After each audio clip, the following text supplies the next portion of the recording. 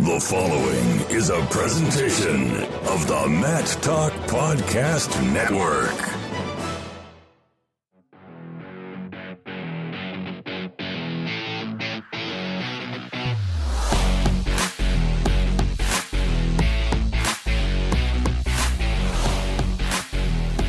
Welcome to On the Mat. I am Kyle Klingman of the National Wrestling Hall of Fame's Dan Gable Museum, along with not the world-renowned dart pro, even though we have a dartboard back here, but the overhand bags master, Andy Hamilton of Trackwrestling.com.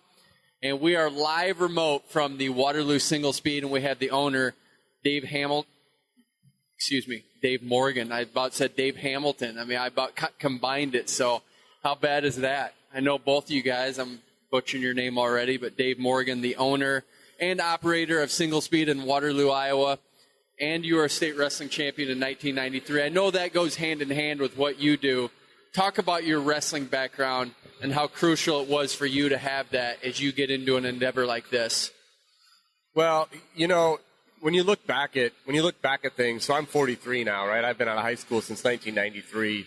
And when I look back at things and you look at the things that impacted the decisions that you made the rest of your life, you may not realize that, you know, in your 20s, or at least I didn't, or maybe even early 30s, but eventually you realize, like, what formed you. And for me, wrestling was a big part of it. You know, you ask my friends that, like, watch me do stuff in the business world or try to get things to work in the business world, and they're like, when Dave Morgan gets involved in something, he's all in. Like, you can just see it. Like, he doesn't leave the wrestling room. You know, he's 100% dedicated, 100% focused, and he's grinding to make things happen. And that's how I've made things work for me as life's progressed. And this brewery is no exception. We don't call it a success right now. We call it a work in progress, and we're having some success. But we intend to grind it out, you know, day in, day out. That's what we come in. We clock in, we grind, and we try to make ourselves better every day. And when we leave, we think we have a better business than when we started the day. Didn't your dad grow up in wrestling? I think he's from Waterloo, Iowa, so the connection was always there. Did you know that wrestling was going to be part of your life growing up? Yeah, so I don't have the best memory of my youth. My sister can attest to that. She remembers everything. But I do specifically remember going to my first wrestling meet in the West High Gymnasium, and it resonated with me right then that this is something I wanted to be involved in. So we were in town. I grew up in New Hampton, but my dad, was from Waterloo West, my mom as well. And we went to a wrestling meet down here one day when I was very young, and I saw what was going on out there, and I was intrigued and inspired, you know, pretty much immediately. Yeah. Were you good right away? No, I was awful. Losing to males, losing to females. Isn't that what happens? Right? Really? When you get started? Yeah. That's what happened? It was just a tough learning curve? Lots of crying. Yeah, lots of crying. Yeah.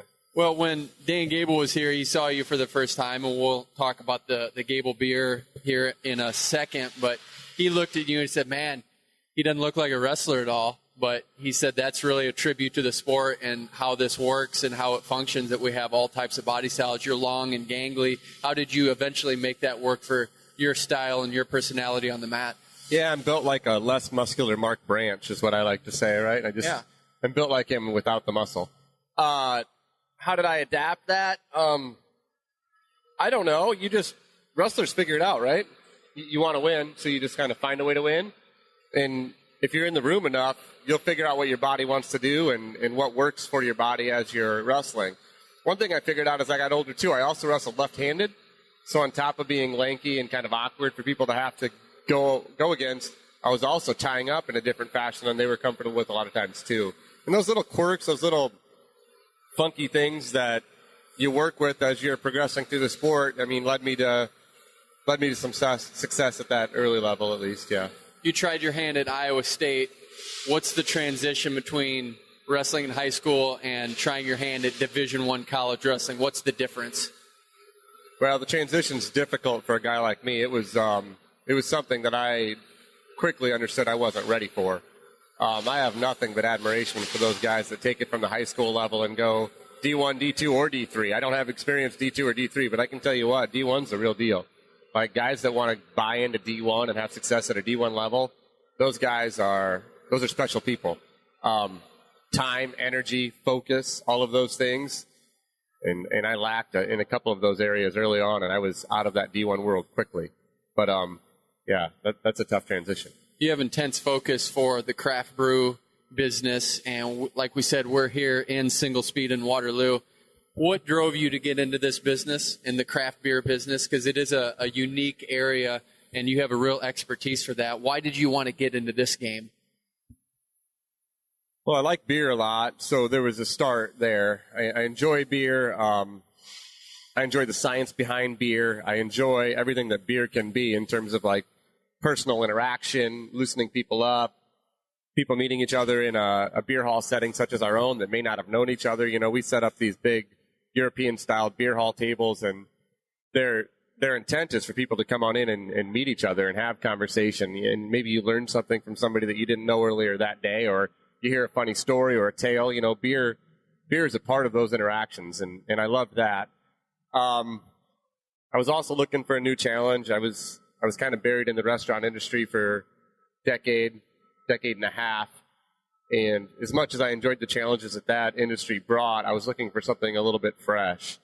So I was lucky enough to transition out of my role there and start grabbing some education in the world of brewing, and then invested in a really small brew house in Cedar Falls, Iowa, and tried to figure out how to brew. This is a massive building. This was the old Hostess plant that you overtook. You got some grants for historical preservation. This is just awesome as you look at the spread of this place. Getting this done, I know you probably had to rely on some of your wrestling background, but how difficult was it to get this brewery up and running? It was a lot of work for me, and a lot of, the mental side of it was tough. I don't have a construction background or a construction mind for that matter, so I was leaning on architects, construction guys. I was leaning on that team heavily. We also had to hire some people. You mentioned historical preservation. We had to hire an expert in that realm of things. And then we also brought in a lead certification consultant, because we lead certified this building. It's leadership in energy and environmental design. We wanted to make this building as energy efficient as possible. It's one of our core principles as an organization, is sustainability in general. So I had a big team of people that was helping me through it. Nevertheless, it was still a struggle for me to watch how long a project like this can take, start to finish. I'm a results-based guy. I think that has something to do with wrestling as well, right? You enter the mat, and 7 minutes later, give or take, you leave the mat, win or lose. I like results, and I like to see them as quickly as possible. And in a construction project, results take a long time. One of the projects that's gaining lots of steam is the Gable Munich Helles lager. We have a few cans right here. It started as a concept a couple years ago when you were in Florida. Now everyone's buzzing about it. Take us through the beginning part of coming up with the Gable Munich Helles lager. Of course, Dan Gable, 1972 Olympic gold medalist from Waterloo. How did you come up with this idea? Yeah, so Gable's turned into a pretty beautiful thing, and I think it's going to continue to blossom. But Gable's just a perfect storm beer for us. So we're in downtown Waterloo, a block away from your museum. A lot of cool stuff going on down here, but the Dan Gable Museum's just down the street from us. And as we were growing and transitioning over into Waterloo, Iowa with our location, we wanted to talk about how can we help our neighbors. We loved helping our neighbors at our original location in Cedar Falls, and we still do. How do we help our neighbors in Waterloo? How do we dive into being a part of the community? And with my love for wrestling and my wrestling background, the Dan Gable Museum was on the forefront of that for me.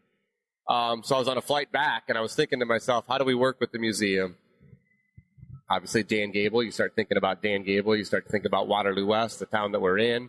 How do you honor Gable? What did Gable do? What did Gable not do? But what did Gable do that might fit for you? And I started thinking about the Munich Olympics and the 1972 domination that Dan showed. And I started to talk about, man, lagers are taking off in the craft brewing industry. We don't do a lot of lagers. Munich Helles is a beautiful gold lager.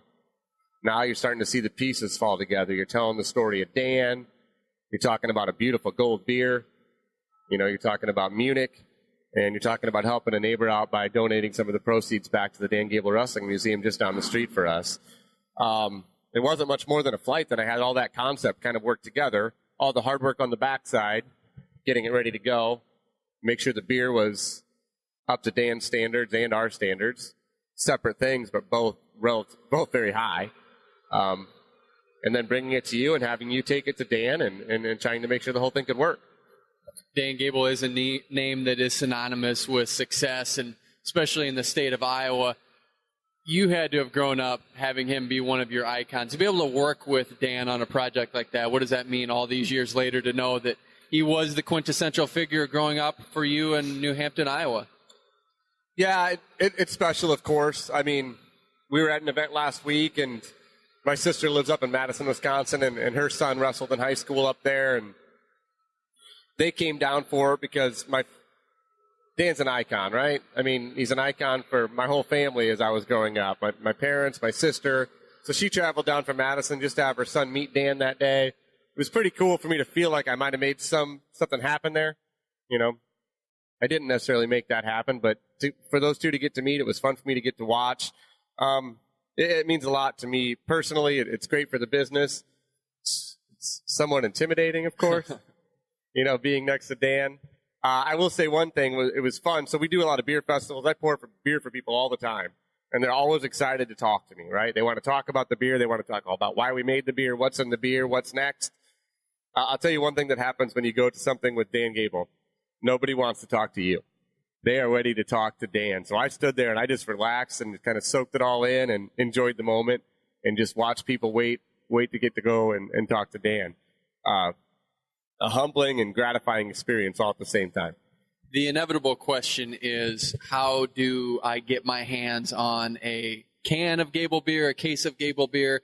For anyone who's throughout the country and wants to have access to this, is there a way to get their hands on some Gable beer?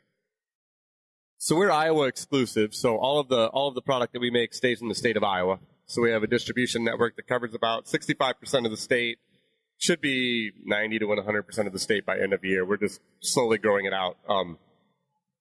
Gable's accelerated the demand for that, of course. And I don't mean Dan, but the people that love Dan that are seeing the beer are pulling for us to get to more corners of the state as quickly as possible. So if you're in the state, Hy-Vee, a great partner of ours. Fairway is a good partner of ours. Other craft beer retailers across the state. Happy's is a good one locally here in Cedar Falls, but you know, John's Grocery in Iowa City is a great one that's supported craft beer for a long time. They'll have it on the shelves. So if you like craft beer, you know where to buy craft beer. It should be there if you're in the state of Iowa. And if it's not, we'd love for you to ask for it, and we'll find a way to make it get there. Once you leave the state of Iowa, it becomes a little bit more difficult. You got to find a buddy in the state that's willing to buy it for you and find a way to get it your way.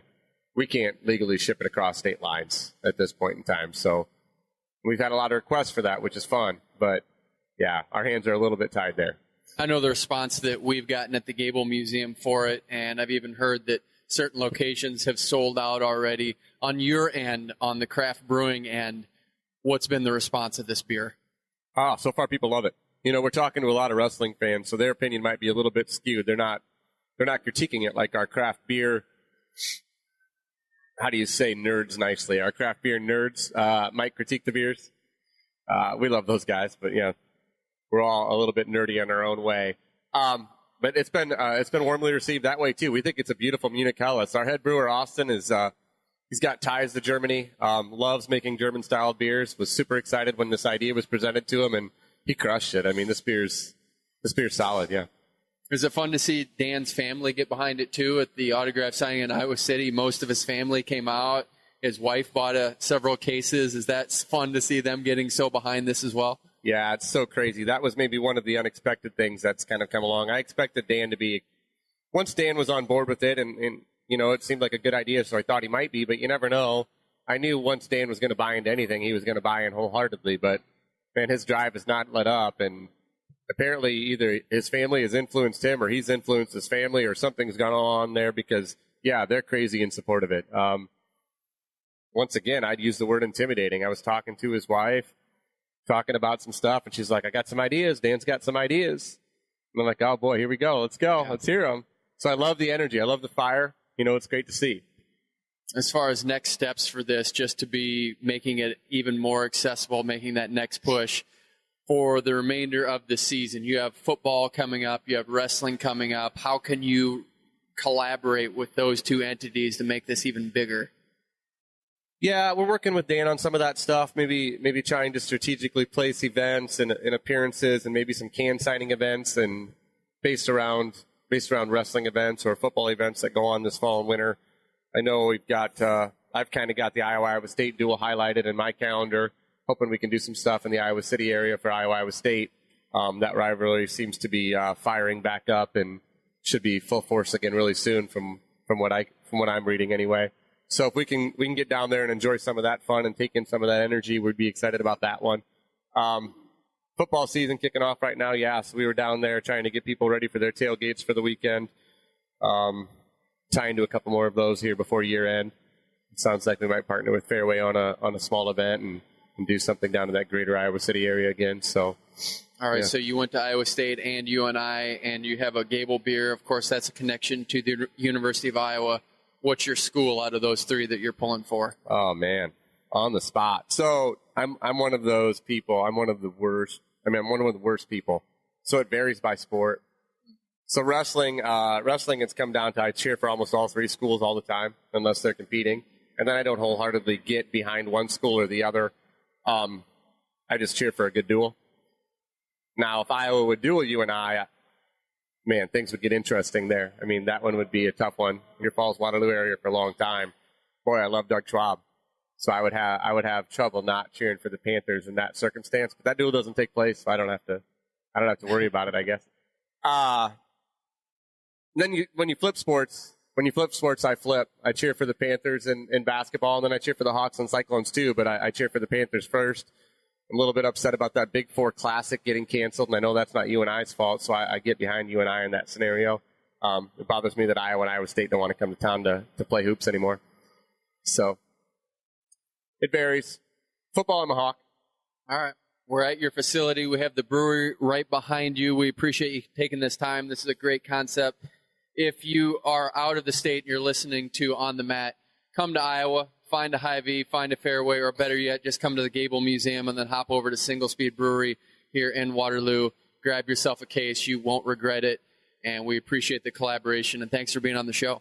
Yeah, thanks for having me, Kyle. This is fun. Thanks to Dave Morgan for joining us live from Singlespeed Brewery in Waterloo, Iowa. Enjoyed the insight he had, Andy. A lot of great facts about what wrestling meant to him and how it's influenced him and just the impetus of the Gable beer. Enjoyed what he had to say. How about the story about Gable beer and how that came together? I love Pretty it. interesting stuff, right? And you could tell how his mind works, that he's not clicking on just some archaic level. He's thinking 10 steps ahead like any great wrestler would do or any great champion would do. And you can see how he's translated those skills into the business realm, but doing a great job here at Singlespeed.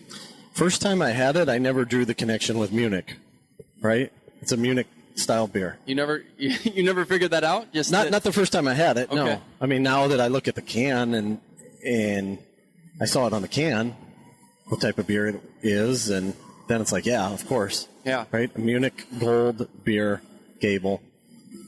Everything ties together. It all fit together. Perfect. We're still here live from Singlespeed in Waterloo, Iowa, and of course we're going to give everyone what they want before we get to the Ellis Coleman interview. Ellis Coleman is going to represent the United States at 67 kilograms in the Greco-Roman division at the World Championships.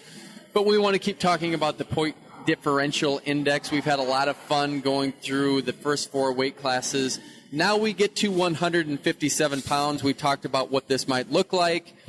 And at first glance, after we do the top 8, is it what you thought it would be, Andy? Yeah, a little bit. I mean, there's some surprises in there, but I think you asked a week ago if I thought 57, the point differentials would be bigger than they were 49, and I thought so. There were some things that were kind of enlightening in there. Jason Nolf got off to such a huge start to the season and put up a huge, huge number. And then Micah Jordan's number, I think, took both of us a little bit by surprise. We actually redid that just to make sure because we were so surprised with his 9.09 placing 6th and getting that high of a number. That really threw us off a little bit when you saw the point total. We were like, hey, we want to make sure, so we double-checked that one, but it did check out. And a lot of it had to do with him just having a lot of numbers throughout the season that were over 10. And so, of course, being 9.09, but had a lot of falls in there, had a lot of tech falls, had a lot of major decisions. His losses that he did have, other than a negative 16 tech fall that goes against him, most of his losses were pretty minor. Yeah, and the thing that I think was surprising to me about the fact that the number was so big is just how impressive the 157-pound class was in the Big Ten and the strength of schedule that he faced throughout the season. Well, look at the top 8 places. You have Jason Nolf in first, Tyler Berger from Nebraska in third, Michael Kemmer from the University of Iowa in fourth, Alec Pantaleo from Michigan in fifth, Micah Jordan from Ohio State in sixth, and Luke Zilverberg in eighth. So just going down the lineup, you're right about the Big Ten having dominance at the 157-pound class. Yeah, and there's some guys that we didn't even talk about that were pretty tough competitors throughout the year there as well. So, yeah, if you put up a big number at 157 and you came from the Big Ten, you earned it. Again, we're looking at point differential index. Hopefully you've been following this trend on our podcast. If not, we're going to explain it real quick. We are looking for a way to give a numerical value to your domination or lack of domination throughout the season. We give you 22 points for a fall because that is the maximum number you can get besides a technical fall. There's a technical fall that you can technically get that's worth 21 points. If not, if you lose by 5, we take 5 points away. If you win by 5, you get 5, and on up and down the line. So we're giving a point differential index. We're trying to figure out what the most dominant wrestler in the country might be. And it could have been Jason Nolf had he not had that injury default. We took out that negative 22 that he had earlier in the season. He had a 16.07. You take that out, it's a 17.6. That is absolutely staggering number, Andy. And think about the fact that when he came back, he wasn't 100% Nolf either.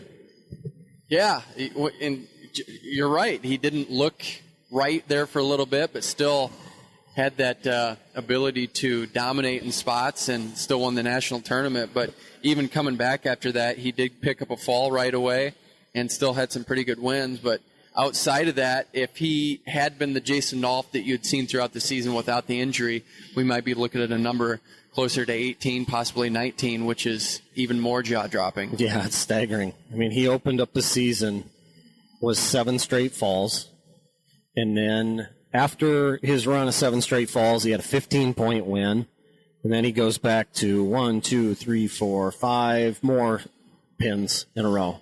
So he had 12 pins in his first 13 matches of the season, plus a 15-point tech. And then, of course, 2-point win over Pantaleo in the dual meet, and then back to pinning people. So 1, 2, 3 more pins, 14-point win over Jake Short, and then he got injured. So what's that, Kyle? What do we say, 12 out of 13, and then 13, 14, 15, 15 out of 17, or 15 out of 18, plus 14-point win, a 15-point win, and a 2-point win. So that number was up there. That is way up there. So possibly a 17.6, just taking out the injury default. So he ended the season with a 16.07. Hayden Heidley, 8.51. And then the third place finisher, Tyler Berger, had a really low number, 3.02, and that included a 22-point injury default in the third place match. So if you took that out, it would actually be a 2.47. So like a couple other guys that we talked about through the course of this already, Tyler Berger not one of those guys that put up a lot of bonus points, and this is why we have a point differential index to show the effectiveness of him throughout the season. Well, he had a rough year. Middle of the season there, he went through a slide. And you think about it, at the beginning of the year, a guy that probably consensus top 4 guy in the rankings, and then went through a really rough stretch there. 9 losses at the end of the season. Talk about the Big Ten and the depth at 157, and that's a guy who experienced some tough times during the regular season and then really put it together in Cleveland and had a good tournament to come back and get third. Michael Kemmer in fourth, even with that loss in the fourth place match and the injury default, losing 22 points, still had a 10.9 on the season.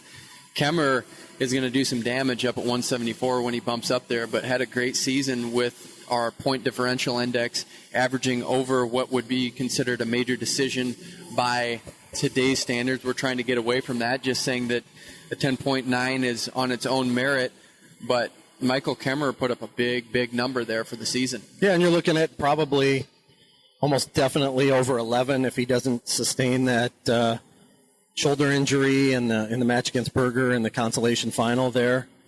But you look at some of these numbers that the Iowa guys have put up, and it would be interesting to go back and study like Iowa 3 or 4 years ago versus Iowa last year, because I think by and large those numbers are trending in the right direction for the Hawkeyes. You're right about that, especially with Spencer Lee. Just looking at the ones we have up through this point, Spencer Lee had a monster number.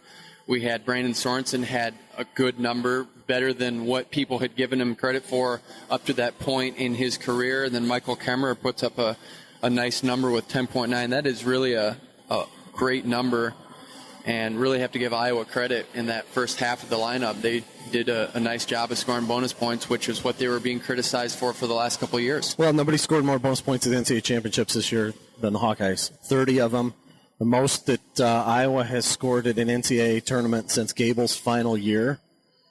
So what you're seeing is, they've recruited better, number one, and then when you add a guy like Spencer at the top of your lineup who's going out and scoring a lot of points, quick tech falls, pins, I think that he really influenced a lot of guys in that lineup. And then you got a heavyweight at the end of the order too that pins a lot of people. That's pretty helpful as well. So I think we'll see a big number out of Sam Stoll as well, and potentially some other guys in that Iowa order. Be interesting to see what Marinelli puts up when we look at him next week. Alec Pantaleo from Michigan, 3.55. We mentioned Micah Jordan with that 9.09. And then as we go down the lineup with 7th place, Josh Shields had a 5.28. And then identical number for Luke Zilverberg in 8th place, another 5.28. So when we look at this across the board for 157 pounds, is it pretty much like you thought it would be? No, but it never is. It never is it? No, I just thought that these guys would put up bigger numbers than the guys at 149. But like I said, there's some things in there that are pretty interesting. I didn't imagine that Nolf would be at 16. I didn't anticipate Kemmerer would be pushing 11, and certainly the Tyler Berger number is pretty interesting as well. That you talk about 3.02, but you subtract 22, and it's 2.47 without that injury default win against Kemmerer, and so. Yeah, these are fun to dive into every week. Pretty fascinating, especially when you think of a third-place finisher finishing on 2 wins at the NCAA championships to have a 3.02. I guess you would just think that it would be a lot higher than that, but it does show across the board just how the season went for an individual, and I think this is why this statistic is so effective. Even if you take out the strength of schedule, which we don't have some way of monitoring that as far as who wrestles who and how the level of competition is. But overall, I think things weighed out. I think it is an effective number that shows how the season went for someone. So when you get a 16.07 for Jason Nolf, you can pretty much say that guy kicked some butt throughout the season. Yeah, absolutely. And what's it going to be this year? What's he going to put up this year, Kyle? I think that Jason Nolf has an opportunity to put up over 17.5. As we took out that number was 17.6. As we've seen, that once you get to your senior year, it gets a little bit harder to get the falls, but I think he'll get those early. I think people aren't necessarily figuring him out, but I think that he's well in line with getting that 17.5 and maybe even beating Zane Rutherford's number from this past season. So I think that's a great storyline throughout the year to see what he does and what that number is going to be. So I think as we have this podcast, as we go on the mat, I think we need to follow that and just track what he's going to do throughout the season. And Hayden Hidley, too. I think, obviously, he goes into the NCAA final undefeated, so he didn't have any negative numbers until the last one. But I think we'll see him open it up a little bit more.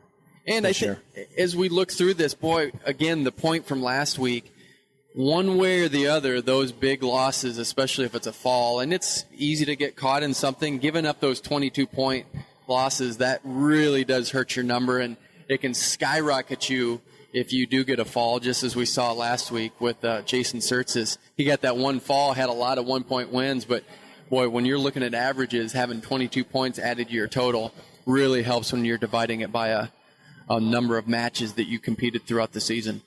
Well, and look at like a guy like Nolf. I mean, what was his final match count at the NCAA championships? How many did he have? Yeah. So that's swayed when you have less than 22 matches and you get pinned once. Well, it moves at 1 point. Yeah, full 1 point. So as we look toward the World Championships, we'll continue to talk about point differential index in the next 5 shows at least, and then we'll continue that dialogue throughout the college season. As we move toward the World Championships, we're just, I think you have the countdown at 51. No. We're at 45. 45 today now? as we record Man, this. I'm way out. So 45 days away from the World Championships. If I'm not mistaken, Kyle, we leave, 6 weeks from today for Budapest? Man. So 6 weeks from today, we're going to be in Budapest, and we'll be talking about the World Championships. A lot of anticipation with the defending world champions being from the United States, and then we add in Kyle Dake, and we add in David Taylor. I think having those two dynamics is just going to make this World Championships, regardless of the results, is just going to make it that much more entertaining to watch. It's going to be an awesome tournament. It really, really is. You know, you talk about the guys the United States is adding in, Russia's adding in a couple hammers as well, and so it's going to be a fantastic team race. The individual battles are going to be off the charts. There are going to be some great, great matches over there. And you talk about the anticipation for Burroughs Chamizo, another Snyder Sadulayev battle perhaps. Snyder against Albarov, potentially a guy that's knocked him off a couple times. The heavyweights. You think about that match that Petrishvili and Akgul put on last year in Paris. Quite possibly, maybe even probably the greatest heavyweight match of all time. I obviously haven't seen them all, but I've never seen one better than that one. And, those guys duke it out 2 or 3 times a year at least, and are always fantastic matches. I think we had so many great wrestlers a year ago at 61 kilos. A lot of them have moved up, so 65 is going to be bonkers. Just really, really excited about getting there and getting the men's freestyle tournament going. And then I think that there's going to be some fun stuff to watch in women's freestyle and Greco as well. I think the Greco rule set's better than it was a year ago. It's going to be a lot more entertaining. It was it's a tough tournament to watch last year in Paris. There just wasn't a lot of action, a lot of low-scoring matches.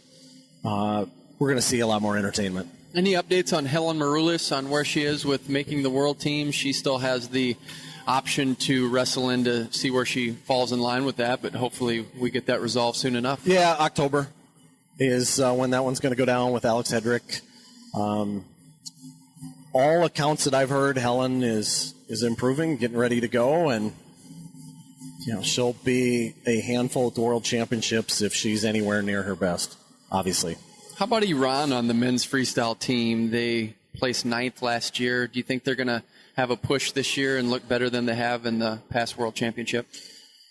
It's an interesting team. Yazdani Charati, obviously the 1A or 1B, depending on how you look at it. I mean, the guy that's won the last 2 world and Olympic titles at 74 at the Olympics, going up to 86, dominant run in Paris last year. But David Taylor pinned him in the World Cup, and David Taylor has been lights out for 2 years now, with the exception of one night in Lincoln, Nebraska against Jaden Cox. I didn't talk about all the great matchups. That one is absolutely as intriguing as any that could go down in Budapest. I think that one would be fabulous to watch. Iran's going to need some guys to step up. They've got a lot of guys that are just fall into the category for me that are really solid, that are contenders to win medals, but I don't see anybody else on that team that is a prohibitive threat to take home a gold besides Yazdani. They're going to need more guys like that, and I think that's, at least from my vantage point, what has made Iran great at the World Cup is they're just so solid top to bottom, but when you throw every other country in the world in there, and I don't know if they quite have the horses yet. And it's a pretty important year, I think, for Iran. When you look at not making the World Cup, not at least qualifying for it, then they got in because Turkey bowed out, and then they turned down the opportunity, and then just a lot of turmoil within their system last year after the U23s and Karimi Machiani throwing the match against Russia to not have to face an Israeli, and there's just all that blowback from that stuff and the turmoil within their system. I think it's a pretty pivotal year for Iran to get back on track, and I don't think that they're going to be in the title mix, but can they get back up there in the top 5?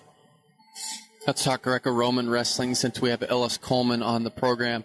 A unique team across the board, just some names that we're familiar with from the college scene, from top to bottom. You have Sam Hazewinkle, who we had on the show last week, all the way up to Adam Kuhn, and then in between you just have a unique Greco-Roman team. Is this a team that we can at least get a medal from the United States? We haven't seen one from last year. Is this a team that we could get a possible medal from 1 or 2 weight classes? I think you got it. Hope so. 10 opportunities. You got a junior world champion, Kamal Bey. I just look up and down the order at some of these guys that, man, I got to think that they're going to be in the mix. You know, how many years in a row can the United States go without putting somebody on that podium? See, last time was 2015. Andy Bisek in Vegas. Yeah. Robbie Smith wrestled for a bronze there and lost. But the last 2 years have not been good for the United States. And I don't know. You talk about how a pivotal year for Iranian freestyle. It's a pivotal year for the United States Greco program, too, just to gain some traction. And last year, just not really even close to winning a medal over there. And so, I don't know. It's you're right. It's a hodgepodge group. Yeah, it's such an interesting group of guys, and so many different backgrounds, where they come from, age groups, backgrounds in the sport, etc. I don't know. They have said the right things this year, and they talk about the culture being better this year, but ultimately, you got to go out and score some takedowns, and got to get on top, got to get some turns. The one thing that we've struggled with as a country in the United States is just parterre here the last couple of years, and feel like a year ago they were saying taking forced parterre out of it would favor the United States, and went the other way. And so really interested to see what happens for the Greco program. I think there's some good things that are happening at the lower levels. I think the addition of Gary Mayab to USA Wrestling in that kind of developmental role, director of Greco programs, I think that's been a really positive step. But ultimately it comes down to winning on the mat. We continue our live program from Singlespeed Brewery in Waterloo, Iowa. Let's bring in Ellis Coleman. Our guest today, Ellis Coleman. He's a member of the 2018 World Championship team at 67 kilograms. He made an Olympic team in 2012, best known as the master of the flying squirrel. How are you, Ellis? I'm doing well. Great to have you on the program. Flying squirrel, does that still get brought up a lot? That was a few years ago. Is that still what you're known for? Yeah, actually, a lot of people still ask me when am I going to hit it again, or they think they're still waiting for me to do the move in the next match or whatever matches for the competitions that are coming up. So people clearly got that on YouTube. It was a viral sensation. You were a national sensation with that. A lot of clips from various sports outlets. Was that fun going through that, having the limelight there for a while, knowing that you hit such a impactful move? Yeah. I mean, initially when I hit it, I was just trying to win the match, So after that, when I came home and it blew up and it was on ESPN and everything like that, it was definitely awesome. And to see to see wrestling, on there and putting wrestling out there on the map, and it was just great. Those high-profile moves that you can hit in Greco-Roman, that's the ooh and ah move that everyone wants to see. Is that something that even now that Matt Lindland wants you to practice and make sure you have something in your arsenal that you can hit that big 5-point throw? Yeah, definitely. I definitely Coach learned a wide spectrum of moves that you can hit, and having a variety of different moves you can hit from different positions. He definitely likes people being able to be versatile and score out of a lot of positions. So I think a lot of people have been trying to work that and figure out, what they're going to use, especially when you're down, in the match and you need to go for something. Greco's definitely the sport where you have the best ability to be able to do those type of moves and hit those type of moves. So a lot of people are trying to build something and figure something out. How did you find Greco-Roman wrestling? You were a two-time third-place finisher in high school with success there in folk style, but Greco-Roman has always been the choice for you. How did you find Greco? I think Illinois does a really, really good job with off-season wrestling. My coach, Coach Mike Powell, and then Coach Brian Medlin, they really pushed off-season wrestling for their clubs and their teams. And so we had a lot of off-season camps, a lot of off-season matches, and a lot of off-season training. So since they pushed that so much, we try to get as many matches in as we could and as much training as we could during the off-season after folk style was done. And so I think they made me kind of grow a passion, as long as all the other guys that wrestle Greco and freestyle, they grow a passion for it because they had a lot of fun traveling with other people and from different teams, as well as competing, with different people and get to go to different states and go to all these competitions. And I just grew a passion for it. I had a lot of fun meeting a bunch of different people and just getting better. And every single year I realized that when I went back to folk style season. And I went to Fargo, won Fargo my first time, and took second, and then won it again. And after that, it was pretty much locked up that I like Greco a lot. I was pretty good at it, and I loved it. Did you have that moment where you said, I enjoyed this more than folk style wrestling? I like the throws. I like everything that goes into it. Did you have a defining moment where that happened? I said, so I didn't really have a defining moment when I was while I was wrestling because I was pretty indecisive. I like folk style during folk style season. I like Greco a lot during Greco season. And so it didn't really hit me until I went to Northern Michigan, and then I was staying at the Olympic Training Center that I like Greco a lot. After I got to compete and I won some money and I was able to compete and win money, and this is what I like. This is my favorite style. Northern Michigan is a unique opportunity where you get to compete in Greco-Roman wrestling. Although there isn't competition within a collegiate season, it does prepare you for the demands of Greco-Roman wrestling. When you're in that environment, what's it like to be a college athlete knowing that you're going to compete in an international style without collegiate competition? It's really, really, really different. I think that it's kind of more relaxing, because at the same time you get to, you're not worried about money or anything like that, especially if you're already on a national team or if you're winning money. Because the biggest thing being a college athlete or going to college anyways, you have a lot of financial problems, when you're on your own and you have to rely on help from parents or financial aid or whatnot. But being able to win money and like compete and like that helps out and takes a lot off, off your plate as far as living in college. But then outside of that, you don't have to weigh in every single day or every single week for a competition. Your competitions are more spread out. And then initially when we started, they changed the rules just now. But before it was weigh in once, and wrestle the next day. And now it's 2-time weigh-ins. But still, you don't have competitions that are back to back to back to back to back for a whole year, a span of a year. Your competitions are spread out, and you have enough time to prepare. You have enough time to take care of athletics more when you can. So you're not really tying academics to athletics hand to hand. Pushing and trying to. You're always going to end up overcompensating. For one, and you're lacking the other. So you have time to balance each better, and it helps out a lot. Most college athletes, when they go to a particular college, they have a real connection with the college they attend. Do you feel that with Northern Michigan? Do you feel like that was a good connection and you feel a part of that program? I didn't go there for too long. When I was there, it was initially like that, but at the time I was entering Northern Michigan, the head coach there, who was a popular coach there, Ivan Ivanov, was leaving. So he was there for the first 2 semesters, and then he was leaving, and Coach Dennis was coming in and coaching. And then we weren't sure how long Coach Dennis was going to be there because Coach Dennis was he had to he had to deal with family problems, driving up there back and forth and take care of the family, and being a coach as well. So everything was kind of when I first all the older guys brought us in, took us under their wing, and it was nice when I first got in. But then when Ivan was leaving, a lot of those guys were leaving. So these are the guys that we look up to. These are the guys that are going to be the training partners for us, that are going to help us progress and get better, because that's what the system was built off of anyways. And so when Spencer and Harry and, you know, Kerry Ragnar and Jake Fisher, Bezick, when all these guys were leaving, it kind of made everybody else want to leave too. And they wanted to leave because Yvonne was their coach, and they started everything with them. They were shaped and based off Yvonne's training. So it kind of changed it for me a little bit. How did you get in the U.S. Army World Class Athlete Program? I was living at the Olympic Training Center, training at the Olympic Training Center after Northern Michigan from end of 2010 to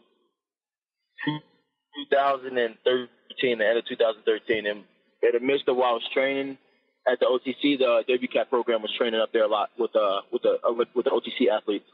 And so, you know, I watched the Army guys train a bunch, and they were always up there training with us or whatnot. We always had good matches and good training, good partners and whatnot. And Coach Lewis always talked to me, you know, he's like, man, you know, like WCAT would be a good gig. You know, you're young, and you know, you can wrestle and do what you love and get paid and be secure. You know, you have full health coverage, you have everything taken care of, and you're actually working towards something. You know, you can retire out the Army and get paid for the rest of your life. And so, you know, everybody knows the gig of being in the Army once you sign the paper, what it is. And so I kind of was reluctant to do it for quite a while. And once Harry and Spencer joined, they called me and they asked me and tried to push me to join again. Still was reluctant for a little bit. And then I was like, you know what, I'll join. And so October 2013, I joined. Tell me about Sean Lewis. This guy seems like he has endless energy. When you get to be around him, what does he do that's so infectious to raise you to the next level? Coach Lewis is a really, really, really, really good motivational coach. He has really good energy, and he tells you the right things that you need to hear to be able to thrive and move on. And the thing about Coach Lewis is it's not so important to him how you do on the mat. It's off the mat. And when you know you have somebody that cares about you, that's coaching you, you deeply know inside that he really cares about you as a person, and he wants you to succeed and excel as a person, you know, and you want to win for that person. It's kind of like growing up as a kid and wrestling for your parents, wrestling for your father, or wrestling for your mom, you know, when you know they really want you to do so well, and it hurts you so bad when you lose for the sake of them, you know, you think you're going to hurt their feelings. So it's one of those feelings, you know. Coach Lewis cares about all of us so much, and he wants us to do so well, you know, just in the military, or just as individuals, as people in life, that it's just like, man, I want to win for him so bad. You know, he puts all of this out, and he thinks all of this and does all of this extra for me, you know. So the least I can do is try to win and you know, get something for us together that we both can enjoy. And, you know, outside of wrestling, he talks to me about my mental issues, you know, family issues, anything that I have going on. He's a person that whose door is always open to everyone, and he's always willing to help you out and give you kind of direction and that guidance that you need. Although it didn't end the way you wanted to, you are an Olympian. You made the 2012 Olympic team. What is the best part about being an Olympian? It still is rewarding. It's still a big credential that you have with your name. What was that Olympic experience like for you?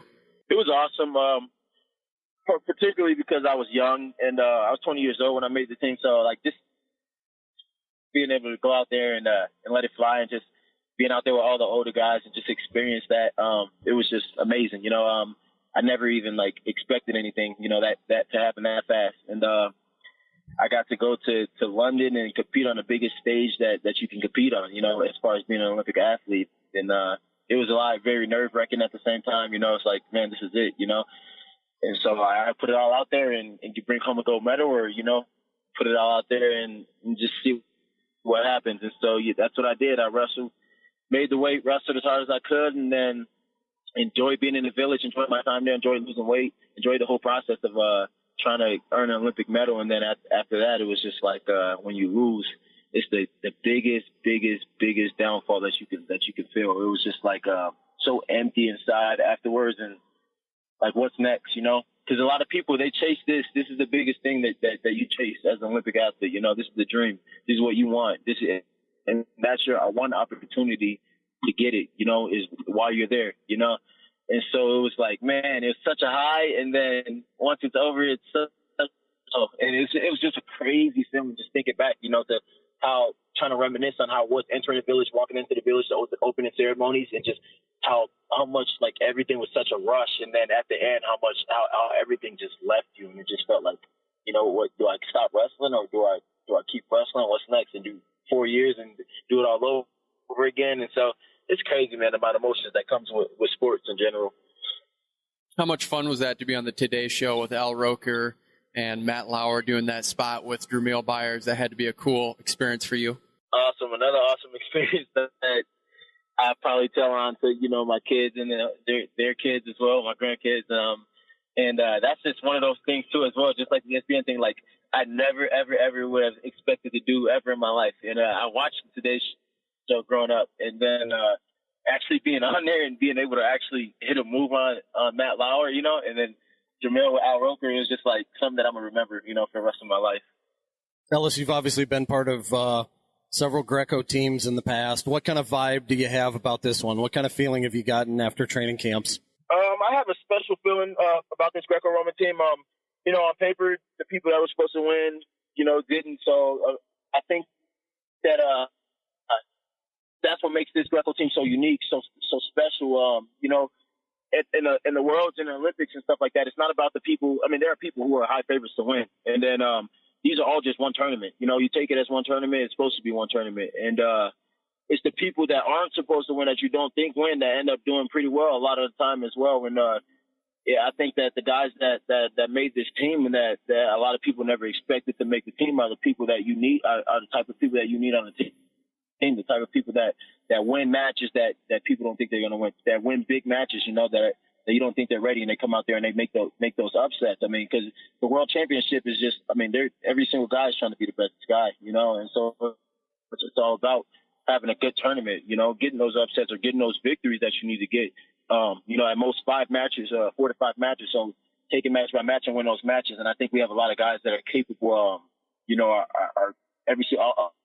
up and down our roster, we have so many different guys that have different wrestling styles, and it plays off to each person's advantage. Especially training wise, we get so many different looks from each other because we have so many different type of wrestling styles and different guys, and we got so many new guys on the team. So I think I really particularly think that this world team is gonna do well, and it's gonna be interesting. When I was out in Vegas at Greco Camp, you were spending a lot of time working with Jesse Thielke. Can you tell me a little bit about what you like about training with Jesse? And he really has a unique perspective, I think, at least from my vantage point, on technique, and has an interesting mind when it comes to Greco technique. Can you just speak to your experience with him and what you've picked up from him? Yeah, Jesse, I've been training with Jesse since 2010, since when I moved to Olympic Training Center. So me and Jesse have been best friends for a long time.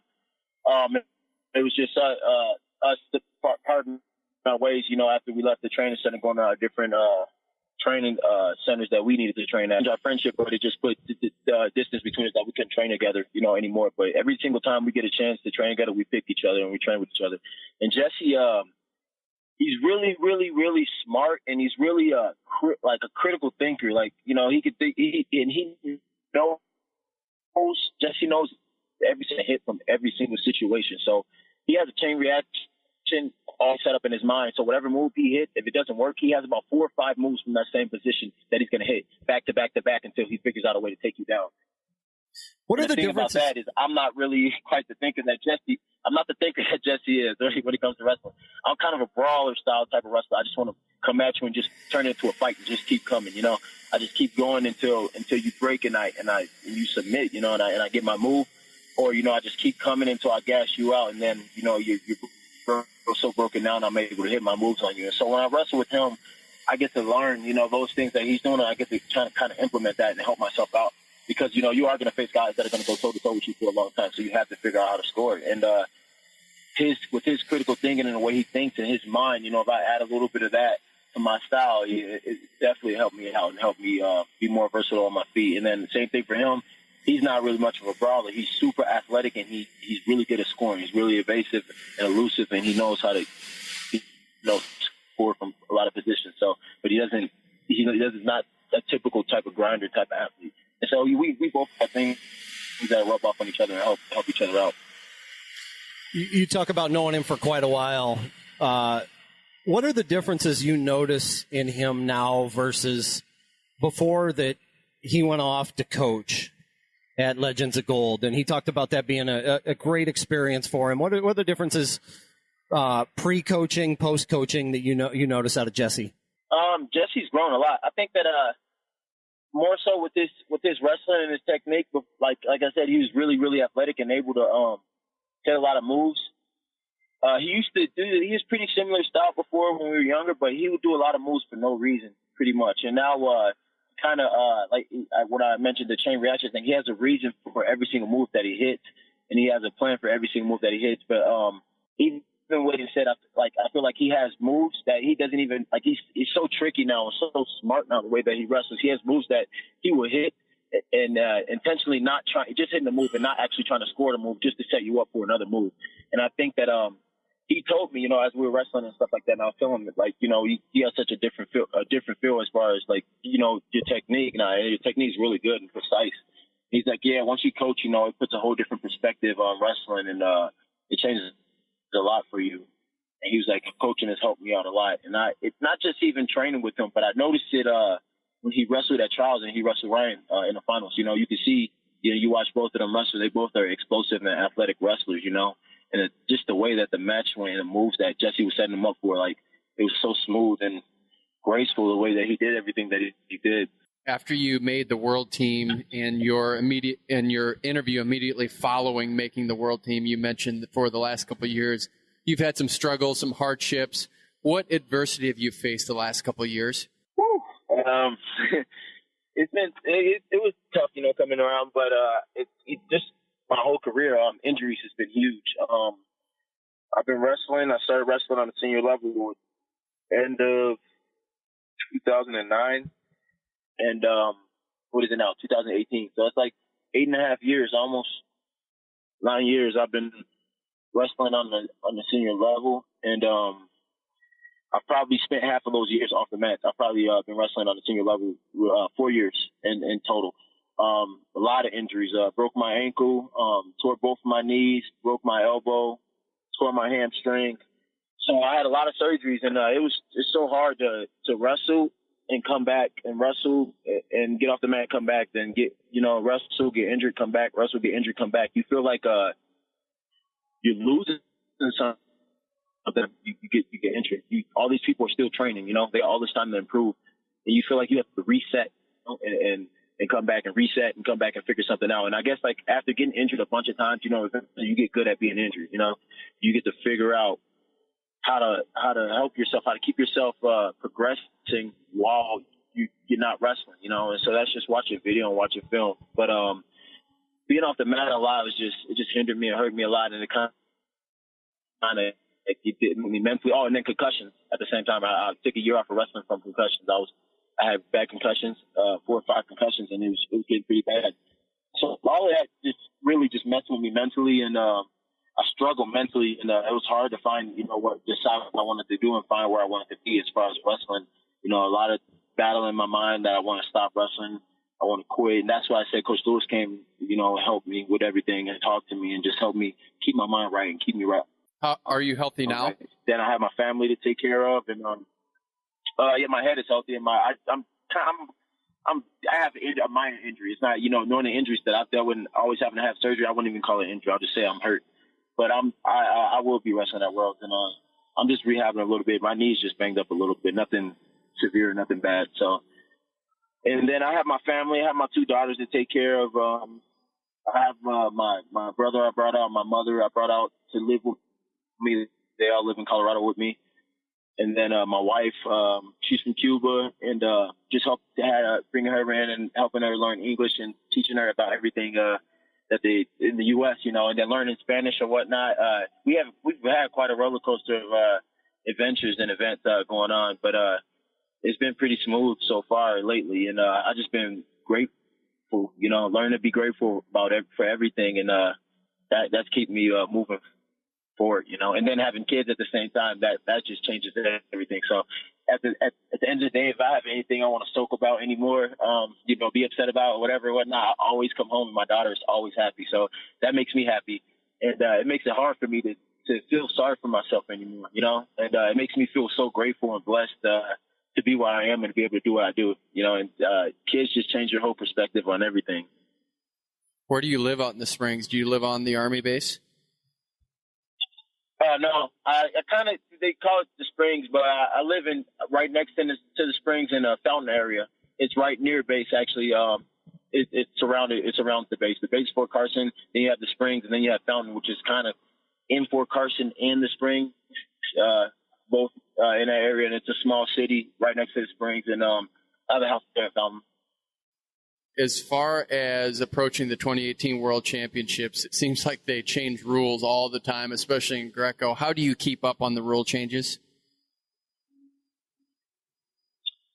Just being ready to wrestle. Every time they change the rules, I'm such an optimistic person. When it comes to wrestling, I always tell myself that the rule changes for me. It's going to help me out. I was really good at gut wrenches. I was really good at parterre when they had the old rules. I love those rules.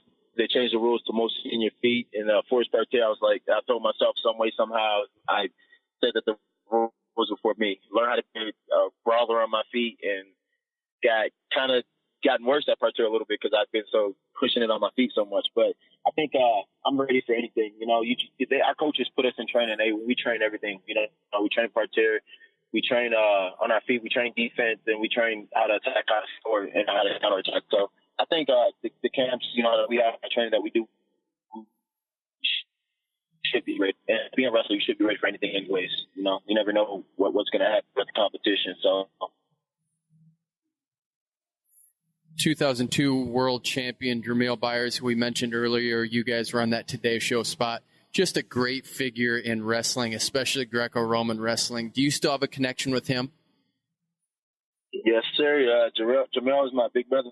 He's in the room coaching all the time. Every day, he's helping the big guys out. He's helping the small guys out. Jermail, he tries to give his mind, a piece of his mind whenever he can and wherever.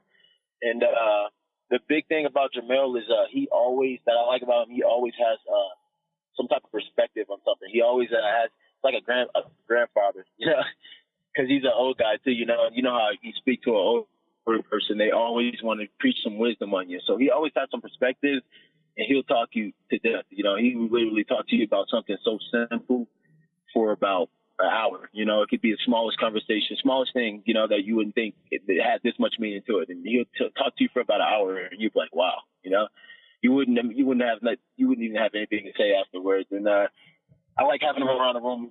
He's always preaching his wisdom, and he's always helping me out. And I know, he's had every color medal that there is. So it's good to pick his mind a little bit, and then at the same time listen to all the things that he has to bring outside of the journey of just being a wrestler and the journey of being a soldier. So he helps out a lot. Adam Kuhn, another guy that's kind of the new kid on the block, made the world championship team after Robbie Smith was the staple at that weight class. How is he getting into the fold and being part of the Greco team? Kuhn is. I've only had a chance to be with Kuhn for a little bit. It was during camp, our first initial base camp that we had in Oregon in Eagle Creek. We were just doing cardio and weightlifting. And he had really good energy. He's a big dude, and I've never seen, you got big guys that I'm used to. I've never seen anybody work that hard being a big guy, You always see big guys a little bit slower, but this dude was keeping up with the smaller guys and the younger guys. So, he earned a lot of respect from me just by the way he trained and his demeanor. Throughout the camp, no matter what, we went through a lot of crap there, and we were thrown around the loop a lot. Wasn't sure of anything, but he always brought a positive attitude, and that positive energy feeds, people feed off of that. It's a domino effect, and I like the fact that he was a leader, and I like that a lot. I liked how hard he worked. He just worked very hard. He ran as hard as us. He did everything as hard as us. He didn't use his size or his weight as an excuse. He just did everything like an NBA champ, like he's supposed to, like he wants to be a world champ. And I like that a lot about him. But the two camps that we have wrestling-wise, I haven't had a chance to wrestle with him too much or see him wrestle at all too much. But, he won a big match, that he wasn't, that people think that, I wouldn't say he wasn't supposed to win, that people didn't think he was going to win. And, people like that are the type of people that you need at world competitions, people who can get those big upsets. And so got a lot of respect for the guy, and I'm hoping big things come out of him for now and for the future of Greco-Roman wrestling. Having you in the sport, can we count on you through 2024 to keep competing? We'll see. The plan is I'm taking it slowly. 2020 is the plan now. I think we'll go back to the drawing board and decide. Team depending on how 2020 goes, we'll see what we have in store for the next quad. And then my kids come first and foremost. So we'll see what the family has to say. With me could keep competing and continue to compete. So hopefully everything is well with the family, and then we'll decide from there. Ellis, we've enjoyed having you on the program. Thanks for joining us. For Andy Hamilton, I'm Kyle Klingman. You've been listening to On the Mat.